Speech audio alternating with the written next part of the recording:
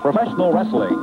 Well, did you find any truth in any of the Hey, these guys, I noticed what I can see at TV I've been able to watch. I've noticed that we've had interference, that we come out here and say we're going to have one match, and then sometimes somebody would arrange for it to be another match, and I'm just arranging right now for it to be a match with me and Olympia. Okay. Commentating this match. Robert Fuller is in our... If somebody could challenge, all right, Mr. Olympia, if you're watching on the monitor in the back, you have been openly challenged by Robert Fuller. He's in the ring right now. Let's go up there and see if we can get any kind of... I don't see anybody accepting any challenges, son. Let me tell you something about him. That's his story. He can come out here and talk his stinking lies or what he can do or what he has done. That's garbage when you ain't beat nobody in the first place. I'm going to hang around here, ain't going nowhere, and when you show your face, I'm going to be looking at it, Buster. Well, that's a challenge. That's a challenge. Wait a minute. Here we go.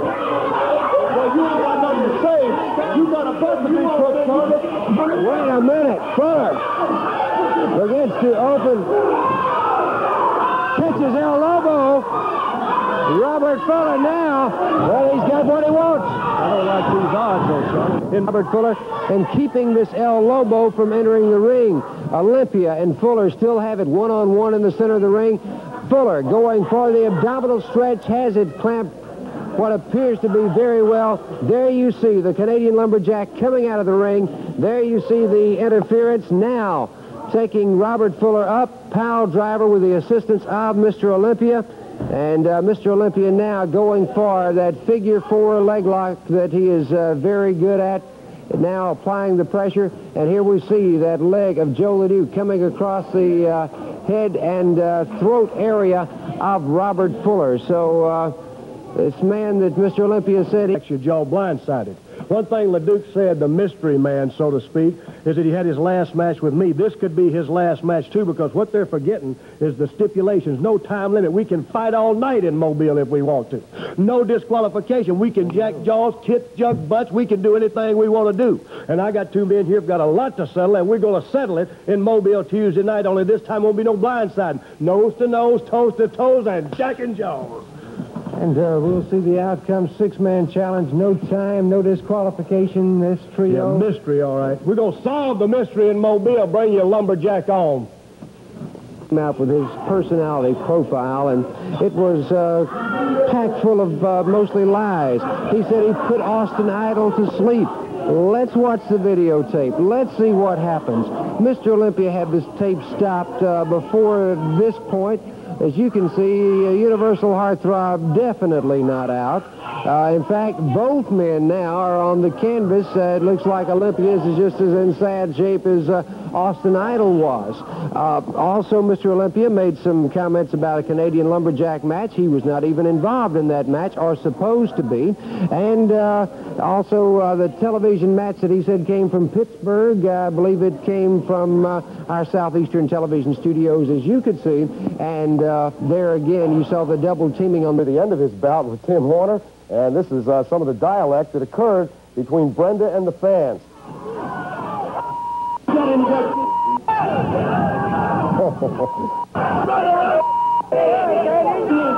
Yeah, an interesting conversation. Brenda Lightfoot and the fans. Officials say they have banned Brenda because they fear for her safety. You can see why. But TV10 has learned the ban will be lifted Tuesday night.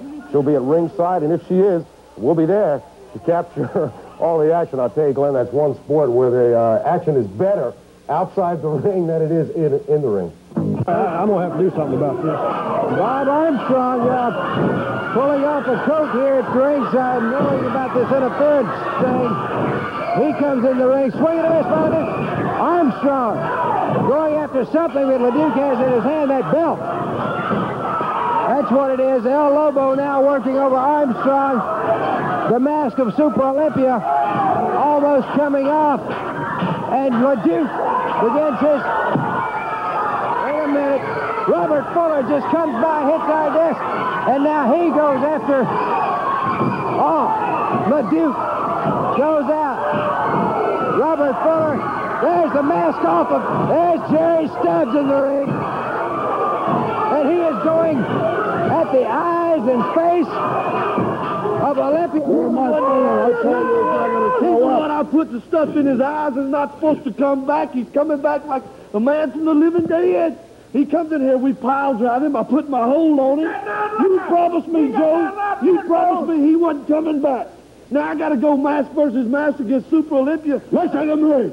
I'm guaranteeing you he's not going to show up. He's not going to be in Mobile. I guarantee you that. You told me he's coming back. That's a guarantee. Take that to the bank. Okay. I got some film on it. And if you'd please, Charlie, roll the film. Let's take a look. Go into the arena now here in the Southeastern Wrestling area. Canadian Lumberjack rules. You'll note wrestlers around the ring. At this time, I want to tell the people that I'm coming, and I'm coming strong. But there's one thing I can't figure out, is every time I got in the ring with Lobo, see, as you can see, I've got him going pretty good. Set him up for my drop kick. And I caught him good this time. And there you go. And I'll tell you, he was out right there. He didn't see nothing. Awesome. But I'll be honest, too, though. I didn't see nothing there. I didn't see. I look at his foot. He's putting something on his foot. I can't see nothing. I wonder what's going on. And that was the last of me for now, anyway. And there you see... Okay, Charlie, right here. I want to thank Super O. I interfered, but Charlie, I saw what happened to the man. I do want to thank him for coming in and helping me. But I'm telling you what, Stubbs, Lobo, I'm going to get you, and I'm going to finish you off. And Stubbs, I got an eye on you, and you can take my word. I'm coming. Oh, some of you, Stubbs. For a no DQ match. Well, I'm going to tell you why, Stubbs, I asked for a no DQ match. It's because I'm going to get rid of you, Lobo. I'm going to take care of you and get rid of you once for all. And I'm going to put that lie detector on you, Stubbs, because every time you come out here, you say some lies. But I'm not going to tell the people that. I'm going to let them see it on the VTRs, on TV, how much you lie and contra-lie yourself. But when I get to you, Stubbs, and I'm sure I won't have to because Super Olympia is going to take care of you. But if he doesn't, I'm after you. And you just be watching on your tail. People saw what you done to me. What goes around comes around, big boy, and I'm going to be there to do it. A lot of happenings Tuesday night. Mobile's Expo Hall, Alabama title, Olympia against Super Olympia, Rougeau against El Lobo, no disqualification, including that steel cage match, the Armstrongs against Express, Tuesday night, 8 o'clock in Expo. Discussing a very important upcoming match in the arena. That is that steel cage match when all 6 men, Randy Rose, Ron Starr, Honky Tonk Wayne Farris, will be in the ring against the Armstrongs, Bob, Brad, and Scott. And something very interesting has been added to the steel cage match, gentlemen, as you know, a stipulation in which it could be the end of one of these teams as far as 6 men. End of, Charlie. Don't play with the people. Go ahead and tell them what it's all about. Right. The team that loses can no longer wrestle as a 6-man tag team. Well, just stop and look back, people. Look here. You see who I got sitting next to me here? My cuz right here. He and a couple other guys came in here a little while back. How successful were they? We wreaked havoc, didn't we, baby? Give that, buddy. Everybody right now is turning on the TV and saying, Daddy, Mama, Uncle, Aunt, Sister, Brother, turn on the TV. The Express is on. Hurry, hurry, hurry. And do you think that we're going to let these people down, Charlie Platt, by splitting up as a team? No way in Hades, baby. No way. Put us in the cage. Put us where you want, but don't just put us anywhere. Put us inside the cage, and we'll get it done. I tell you what, before we go any further, we have some videotaped highlights of a recent match that you gentlemen had with the Armstrongs. Let's go to the arena right now and pick up the action. You can see how it starts out already. You see who's got them going? Right. The Express is rolling down the track, Daddy. All 3 of the Armstrongs laying around. Look at here. Here comes Honky Tonk off to do a little number right here. There goes one of them down. These guys never had a chance, Charlie. And now they want to come in and tell us that they want a 6 men in the cage and the losers can't wrestle this tag team anymore. How stupid can these guys be, Charlie? How stupid can they be? Tell me. Well, I think it's come to a situation with the Armstrongs, and I almost believe it has with you, too, that you're tired of having to face these gentlemen. Now, I got something I want to show you right here. Show you just what kind of people they are. Here it is, a handful of powder, a handful of salt. My cuz is down. We're doing the thing, and what do you see right here? The big, bad kendo stick. Charlie, tell me something, buddy. Tell me if I'm wrong. Wasn't that kendo stick outlawed? Didn't the commission say they couldn't bring it back in the ring? Well, you know what happened after this, Charlie? You just keep your eyes open here. He thinks he's out here at batting practice. Look at him. Got this kendo stick going crazy with it. They think that's the thing to do. When they can't handle us any other way, they bring in the kendo sticks. There's 3 of them, and don't forget the Super Olympia on the outside. That makes 4 of them. Let me tell you something, Charlie Platt. Accusations have been made before that we brought a blackjack in. I was about man, Honky Tonk Waiting for Yeah, I that believe was I not remember true. that. Everybody thought it was, but we knocked them out with Dukes. Mother thumb and $4. We knocked them right out with them, baby. And I want to tell you something else. The Armstrongs got a little lucky. They brought their stick. It took 4 men, a stick, and a handful of powder that Scott Armstrong had in his hand to beat the Express. Now, if you think you're going to put us in a cage and bring sticks, 4 men, and powder, then you're all wrong, Charlie Platt. That's what the cage is all about, Daddy. I think that videotape kind of told its own story as to who brought what in the... tells a story. That's right. You know, a Honky Tonk Man, he came way down here because he likes 6. He likes 6-man tags. He likes 6 eggs over easy. I like 6 filet mignons. I got 6 ex-wives. I love 6. And I'm not going to stand by and let the Armstrongs change anything about that 6-man. They're not going to stop the Midnight Express from rolling because the Honky Tonk Man owns part of Midnight Express, just like Randy Rose, just like Ron the Starr. And we're not going to give up our possessions, Bob Armstrong. You know there's something wrong with you. You're crazy. You're a crazy man because a man's got to be crazy to put his 2 punk kids in the ring with 3 rough, tough wrestlers. And all I can say, Bob, is when we beat y'all, 1, 2, 3, that's it. No more Armstrongs. No more 3-man Armstrongs. It's just going to be Midnight Express, baby. Honky tonking, balling and squalling and climbing the wall. Let's go. Bad self, Honky Tonk. Go with your bad self. One thing for That's sure. right. That's right. We can go high on bald heads. We can stand the splinters off of peg legs. And the secret to walking on water is knowing where to rock. That's Charlie. Exactly right, Charlie. Can't do it, baby. One thing for sure, when these 2 teams meet in the arena, they will be in the steel cage. And I heard they call it Bill after all the magazines. They're coming down from out of the woodwork. They're coming down from everywhere, Chicago, New York, They're going to see the Armstrongs die. It's Express against the Armstrongs, one in the end. the match of the year is called by many of the wrestling magazines the Armstrongs against the Express in the steel cage. Let's go for it. Sports for bringing all the competition, and especially this Northwest Championship belt from Florida, because the more championships you got, the more competition you got. And Lobo, I got you in the first round, so we'll see you then, big boy. Super Olympia, big tournament tomorrow night. Charlie, I just wanted to let everybody know I'm going to be in the tournament. I want the money. I'm here just for the titles and the cash. That's the reason I came. I just want to let everybody know, especially you, Randy Rose.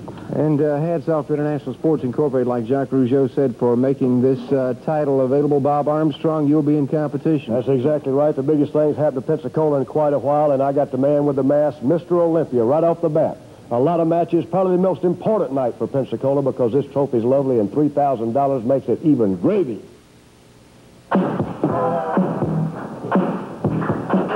Ladies and gentlemen, this tag match, one fall with television time remaining. Now entering the ring, the team of Tim Horner and Larry Hamilton, their opponents, the Midnight Express Incorporated. And the Express, as always, controversial figures here in the Southeastern wrestling area. And out on the floor, sitting this one out, will be the latest addition to the Express, the Honky Tonk Man, Wayne Farris. Boy, there's some great talent right there, Charlie. Former World Junior Heavyweight Champion in green, Ron Starr. And the United States Junior Heavyweight Champion, Tim Horner. Same weight class. One's got the youth and the ambition, and the other one's got the experience and the determination. I see Honky Tonk Wayne Farris is, he's not in the ring today, is he, Charlie? He's out there. No, he seems to be cheering on his team, though.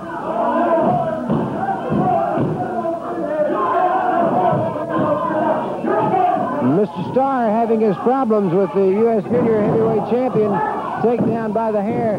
Drag his favorite Rose. Good arm drag takedown on Randy Rose. and locks up that arm of Rose. I can see right now them boys have been hanging around with the Armstrongs. They're breaking every rule in the book, Dick Steinborne. They're trying everything they can to win this match, but I promise you they're not going to. And Armstrong, if you're listening back there, you better have them pop kids of yours ready, because they're going to get worked over. All right. He laid down some rules and regulations, doesn't he? Oh, yes. A man that will speak whatever might pop into his mind. But quite an effective man in that ring, though. Wayne Farris, the latest addition to the Midnight Express. And watch this, though. Watch this. Dropkick you don't expect it from a man of the Midnight Express. Tom Bates out. Bates, a former amateur state champion in Florida. Turned professional 3.5 years ago. Now making a name for himself. But caught in the grips of the Midnight Express in their corner. Larry Hamilton now taking a whole lot. I say Tom Bates, Larry Hamilton. Farris. Oh. Ron Starr now coming in. Tag is made again with Rose. Always watch the Express. In and out, in and out. No one member of the Express, unless he is in extreme trouble, stays in that ring for time, Dick. Farris directing traffic here, telling his men what to do. Rose is on the floor. Hamilton's caught up in midair by Ron Starr. Catches him on the neck, drives him down with Starr on top. He got caught in that corner. Paid the price.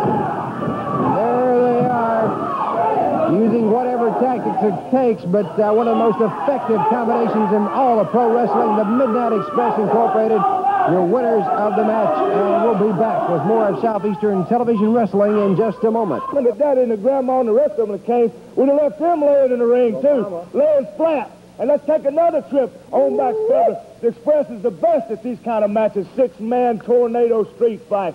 Tom Jones hospitalized. Brad Armstrong one time in Mobile hospitalized.